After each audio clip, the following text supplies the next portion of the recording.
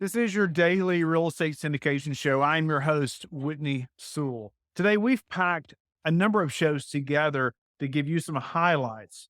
I know you're going to enjoy the show. Thank you for being with us today. Tom, welcome to the show. Honored to meet you. I know you are an expert in a piece of this industry, or many pieces of this industry. You even called yourself a multifamily commercial real estate nerd. I don't consider myself to that high of expertise, but I appreciate that. But also, I want to dive in today, on a specific skill set that, man, I feel like I've seen a number of operators try to do this, and it's, I think, more difficult than we all expected, right? But before we do, give us a little more about who you are, your background in commercial real estate, and then let's dive in. Sure. Well, thank you so much for having me on, and excited to speak with you and add as much value to your audience as I can. My background in real estate started while I was in college. I went to Columbia University in New York City. I got my real estate salesperson's license while I was at school. I always knew I wanted to get into the industry, but really didn't have any clue on how to do it. And that felt like the kind of the easiest path. I applied to every brokerage firm after I got my salesperson's license, was able to secure a job.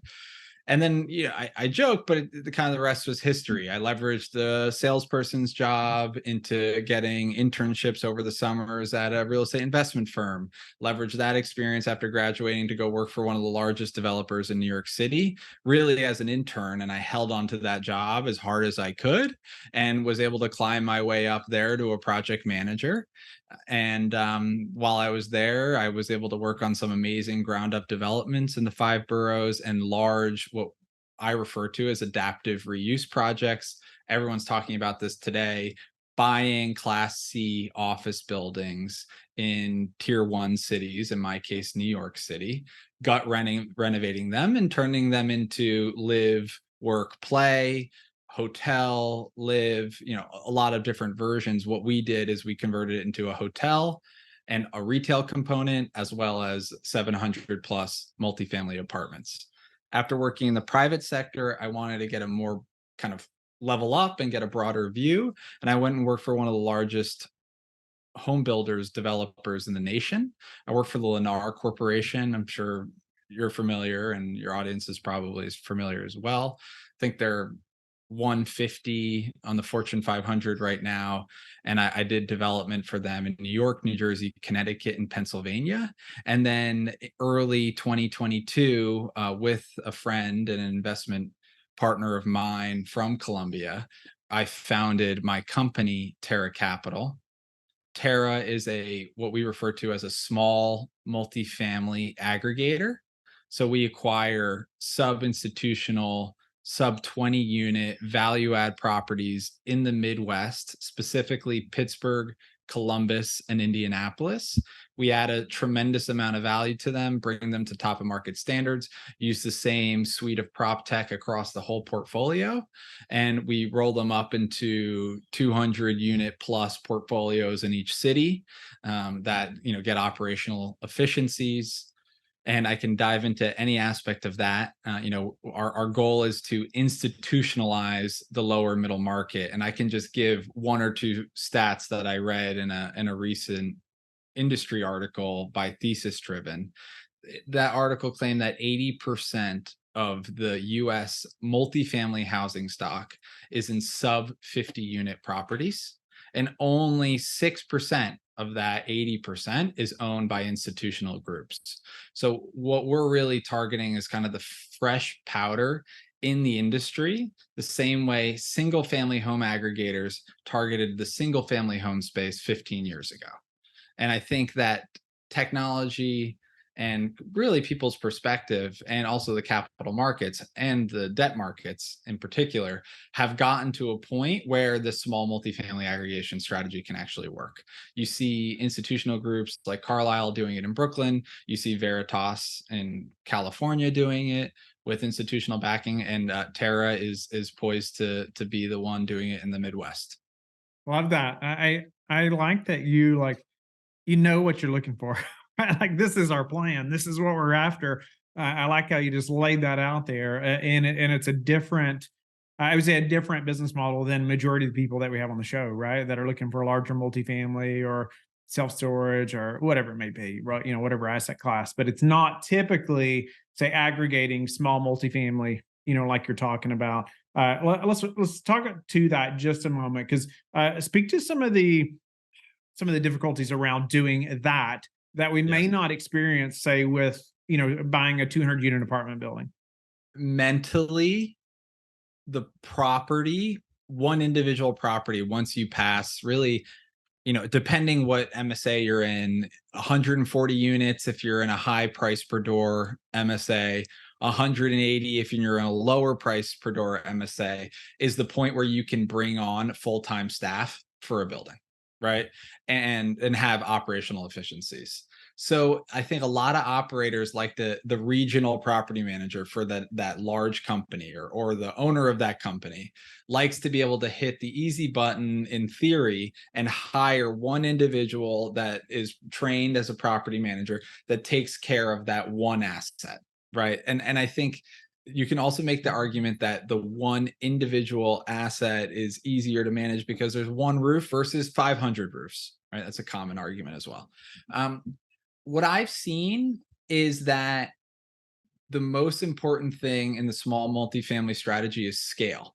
In the same way you're trying to get to the 140, 180 units in that individual asset, you have to race to get there in our business as well. But once you have 400 units in a submarket, your buying power, your ability to get people to work for you, the handyman, the service team members, you have an enormous network, and you're able to kind of take advantage of that buying power in the market, and it becomes a lot easier. If you're at 20 units, 30 units, 40 units, and it's all scattered out, even sometimes 10 units, those are the people that we end up buying from, because over time it gets extraordinarily difficult and people get burned down because they weren't able to hire a great regional property manager to manage the whole portfolio. They aren't able to staff service team members because they only have 10 units. So I think it's really scale.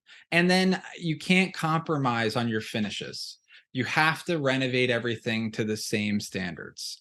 You have to be disciplined. You can't say, okay, this one I'm not going to replace the plumbing. This one I'm not going to put in the leak sensors. You have to be very disciplined to meet a certain standard, and it's something that I've always invested in small multifamily, even while I had a W-2 job. Like a lot of people, it was growing pains for me. I may save $10,000 on a renovation, but now it's a headache for many years. So I think it's important to buy in an uninstitutional, inefficient space to get a low enough basis that you can renovate to your proven standards, and then roll it up at scale to have buying power in the market. So I hope that No, I answers love that. And it's hard to get past that 40 or 50, right? You're talking about scaling, and how have you all done that? What's the plan to do that so you don't get burnout at the 40 units? We raised discretionary fund to start. So we had proof of concept with a few small multis that me and my business partner did on our own balance sheet. Then we were like, here's our strategy. We're able to buy these predominantly off market. Right now, we're at around 70% off market. At the time, we were probably closer to like 25% off market, just because we didn't have the engine revving the way it is today. And we were able to, through friends and family and some colleagues of ours from the industry, raise enough money to be able to pass that threshold in that first fund, rather than syndicating each deal along the way. And that allowed us to have the confidence to execute the business plan. I think that if we had kind of done it one off and done syndication, it would have been possible. But in the Midwest, with low price per unit, it would have been very difficult, and we could have ran into this exact problem that you're highlighting. That was our first fund, and we are on to our second now. Yeah, I love the thought behind that and the plan to be able to scale quickly to get past that burden right off the bat, Got it. right? But something else I want to highlight for the listener is that you have some experience, I think, that's helped you in this type of business plan as well. And something you even elaborated that we talked about before we started recording is just the construction management piece. And I think even if you have, let's say, 3 or 4 200 unit properties across, in one metro, that can be difficult, right? The construction management piece, much less if you have duplex or sixplex or whatever, that are 200 units that way that are scattered all over the city, right? And so, let's dive in there just a little bit, because I think that's helped you, no doubt. I feel like that's a leg up, right, on a business model like this, where you can maybe achieve, those types of remodels and the construction piece, where somebody without that experience may not, right, be able to have that kind of confidence. And so, let's dive in on the construction management piece. Are they all deep remodels? Are they, that's the type you're looking for? I think you said a Class C office, at one point, right? And let's dive into the construction management piece and what helps you to be successful doing that. Yeah. So it's unfortunate, but I would say there are very few projects that are too scary for us. I, at, I don't remember how old, to call it 21, 22, was thrown into the middle of one of the largest adaptive reuse projects in the history of New York City. And the team was falling apart. The GMP was falling apart. The construction manager just walked off the job, the architect, and I'm an intern working for the development manager, the head of development, that's left with this project. And I worked on that project for the next 2 to 3 years. Getting that level of experience that early in my career has been so extraordinarily valuable for me. And the network of people in the construction industry that I have gotten out of that are really a powerful resource for me. If I ever have a question, and it still comes up, I have some of the best architects, engineers, construction managers that are living that I can call and bounce ideas back, and come up to the right answer, or at least a answer. But I would say our typical project today looks like a timber built 3-story property that was either built in, if it's in Pittsburgh, in the 1930s, if it's in Indianapolis, call it the 1970s. But a lot of these properties were originally constructed as single family homes, and then over the last 70, 80 years were converted to multifamily residences. They've often been renovated at some point in that whole 100-year period, but really we're doing heavy value add. We have done some light value add. We don't like to do it because you are inheriting kind of a finished product, and then it You gets would a rather little it be a tricky. deep value add where you're just gutting and replacing everything. 100%. Wow. That's what we do. I think we have 18 of those projects going on today. But I think that from a construction management standpoint, I train the guys that work for us the same way I was trained, and it's by running projects and doing it. And I think that you very early on take off the guardrails, because you can often fix problems. And I'll use two quick examples of mistakes that I've made that I think about a lot, and it limits the amount of mistakes that I make going forward. But I think there's lessons to be learned from both. So the first one is, I one time was doing a large conversion, the one I mentioned earlier, and I think I was kind of getting confident and I was doing well. The project was going well, and I was working with a structural engineer, and I had the shop drawings, and I had the iron workers with us, and I was like, yeah, no, you're approved to put in the beam. And I, by saying that, took the responsibility on as owner or owner rep that the beam could go there. We found out that the beam could not go there, and taking down a structural beam and moving it is something that I hope no one has to go through. But that's really, the lesson of, even if you're doing well and you're succeeding in constructions, like, just triple check before you point and shoot. And that's been something that's been very valuable mantra in my mind over the years. And I've caught a lot of mistakes. We do a good amount of structural work when properties are the wood is rotted and we need to replace joists. We do a lot of structural work, and every piece of the structural work, from the initial scope of work, from the actual install to the final inspection, we hire a structural engineer actually to visit the site. And yes, you spend $300, $400, $500 more, but it pays for itself in the long run, to kind of catch those issues. So Measure twice, cut once. yes, exactly. I don't. Yes, exactly. And then the second one, and I'll just tell this quickly, is that, and this just speaks to the importance of having good people and firing quickly. That's kind of the lesson I take from this.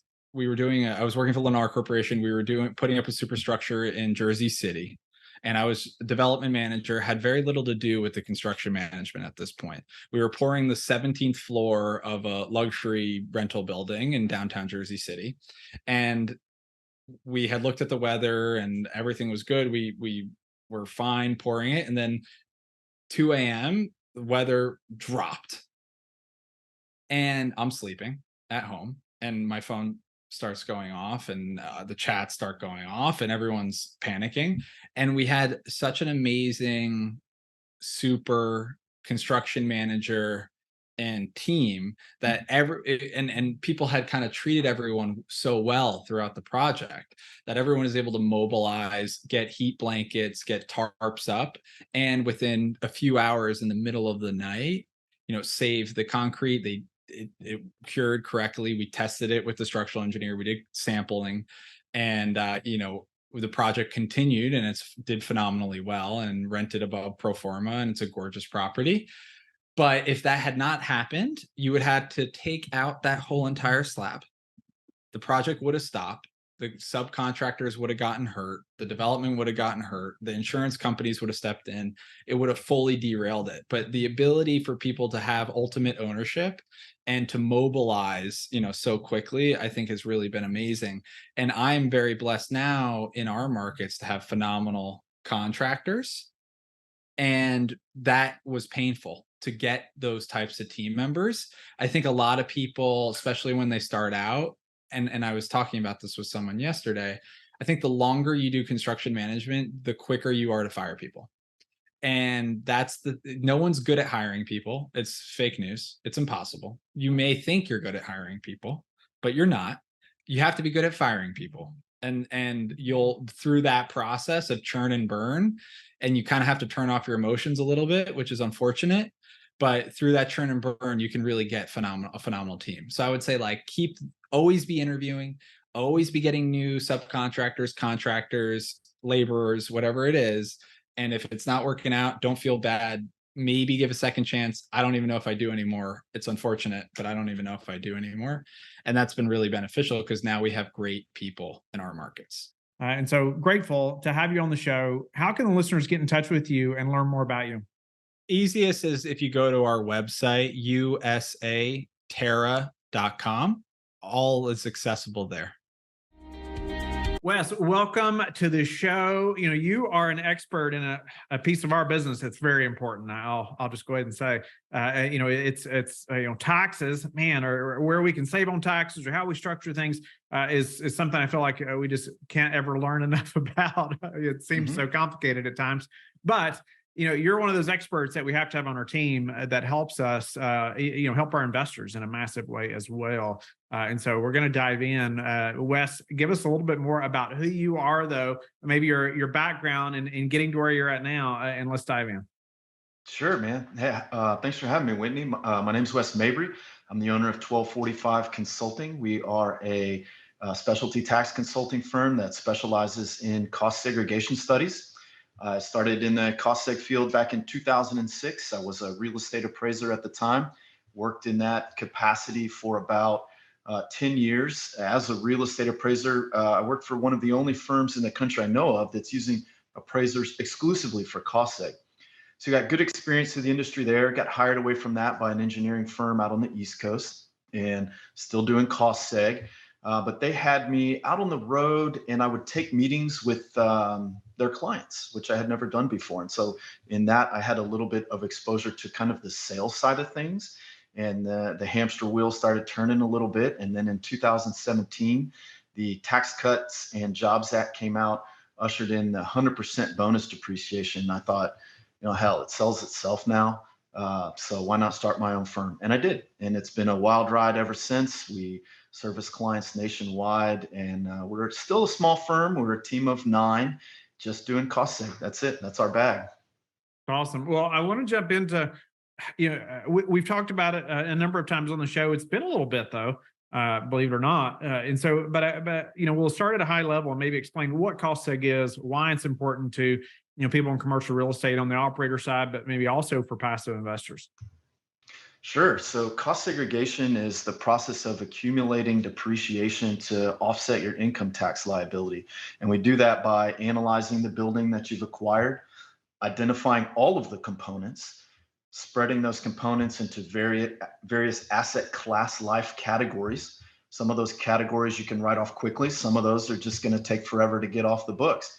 But the ones you can write off more quickly help you accumulate losses through a non-cash expense. That's depreciation in a nutshell.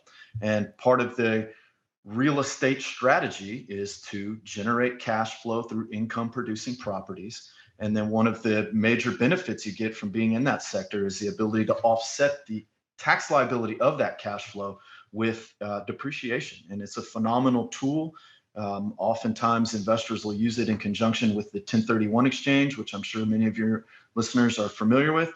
And it's powerful stuff, man. It helps defer income tax payments for many, many, many years. On the GP LP side, that can, you can see a variable of how things work. Some of the more established GPs in the game don't let the losses trickle down. They can hoard them. It all depends on what you've got written up in your operating agreement. If you're a very experienced LP and you don't necessarily have to pacify your investor pool, maybe you have the leverage to keep that depreciation for yourself. But there are other GPs that choose to distribute that, and it's a lever they can pull to attract investors and also help their investors along in their journey by shielding the income that the properties are kicking off. So it's a good tool for GPs to use, and an important one for LPs to understand.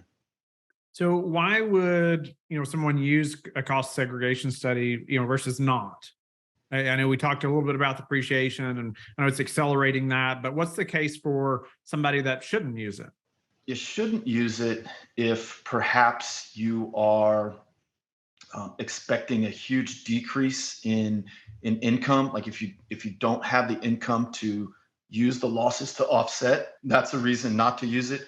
Sometimes you can't use it. If you're a foreign investor, you're disqualified from bonus depreciation. You can still cost seg. If you have a tax exempt tenant in your building, you can't bonus depreciate. You can still cost seg. You just got to do it a little slower.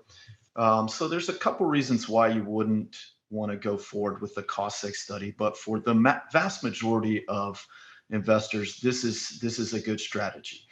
There are some delineators between passive and non-passive losses, important things to understand. If you don't meet the IRS threshold for a professional real estate investor, then losses that you generate through real estate activity will only offset passive income.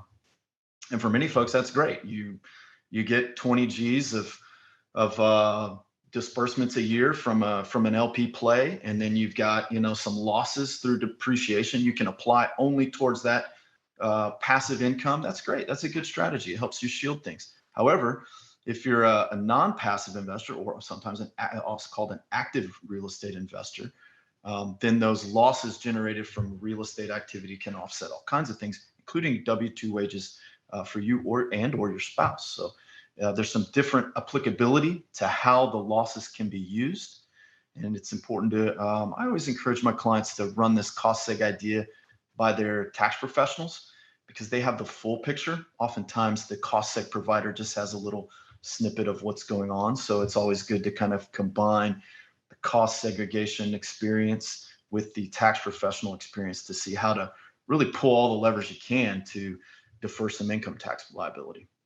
Yeah, no, I appreciate that. Just elaborating on that, I think it's very helpful for our listeners who maybe aren't as familiar yet with what a cost segregation study is. I want us to dive through some of the step by steps, about getting that done or as on the operator side. But then, I was just thinking about what about different business plans that may affect whether we are or asset classes that may affect whether we should do a cost seg or not. Whether it's a Class C heavy value add versus a Class A that's brand new, right? Are we still going to do a cost seg on both of those? Or is it going to be one where, if it's a long-term hold versus short-term hold, things like that? How would that affect, whether we should do a cost seg or not? So if you're doing the Class C with the heavy lift, you've got a couple different capital outlays, we'll call them. You've got your acquisition, that's you're buying the structure that you're going to repair or fix up or mark to market, whatever.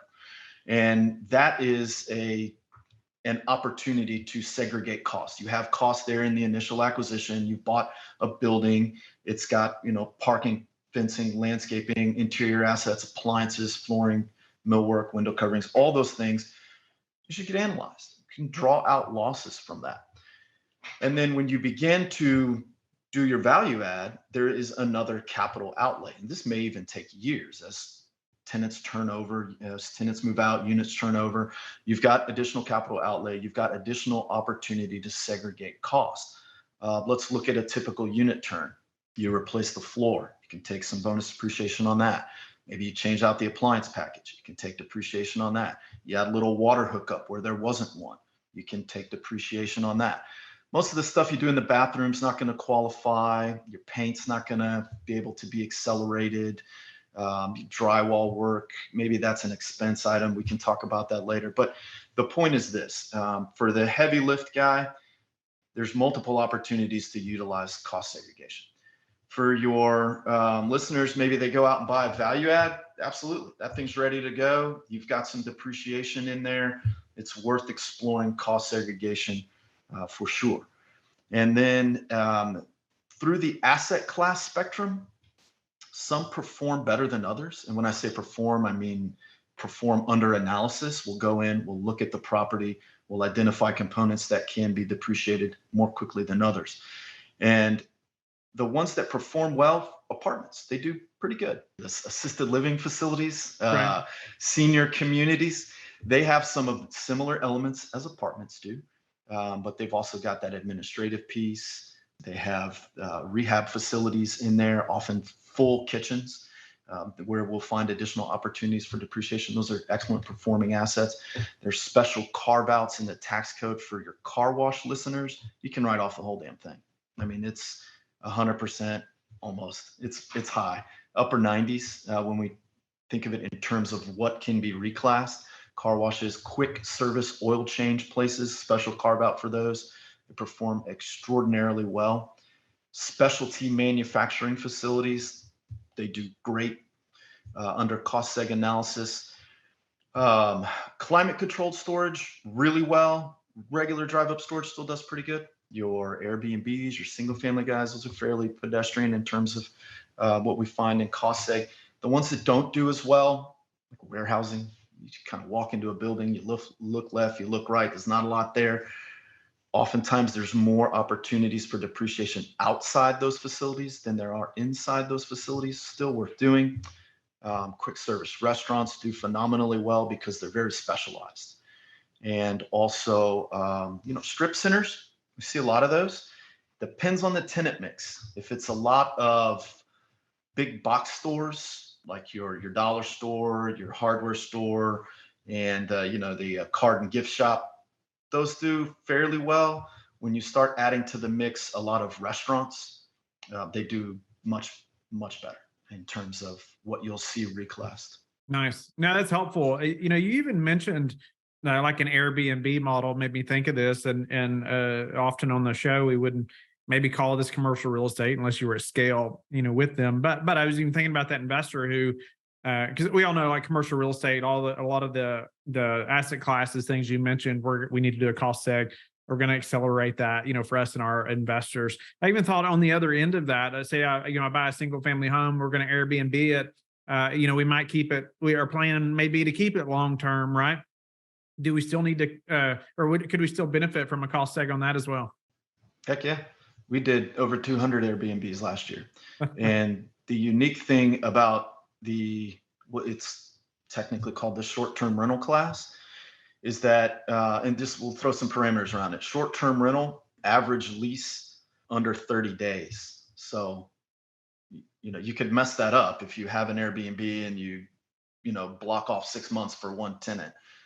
So do some homework around that. Make sure your average lease is under 30 days. And then if it is, you're technically operating a hotel in the eyes of the tax code.